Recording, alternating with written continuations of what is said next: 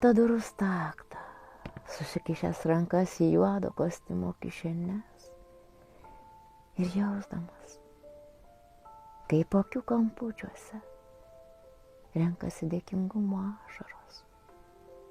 Žvelgiau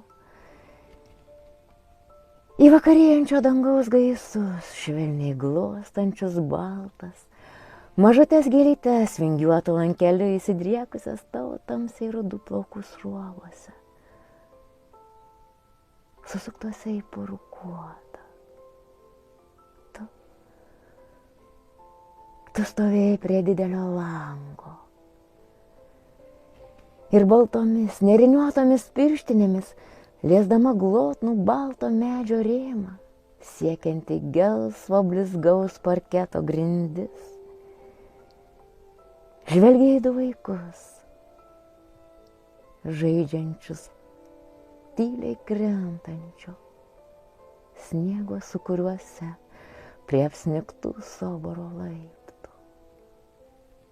Linksma, tamsiaplaukė mergytė, krykštaudama stūmė sniego pusnis į vieną didelę krūvą, o tada megztomis ryškiai raudonomis pirštinaitėmis pulojo ir įnirtingai braukė sniegą mažomis rankytėmis, kruopščiai lygindama didžiulį sniego krūvos paviršių.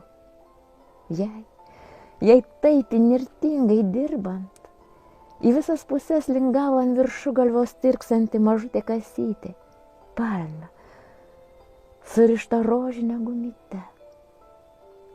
Ji vilkėjo raudonai baltais dryžiais išmargintų paltuku ir avėjo tamsiai mėlynas šiltas kelnes.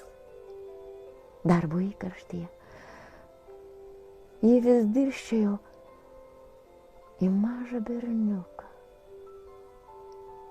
stovintį ant pilkų soboro laiptų, vilkinti pilką trumputį paltuką ir rankose laikanti du didžiulius pagalius.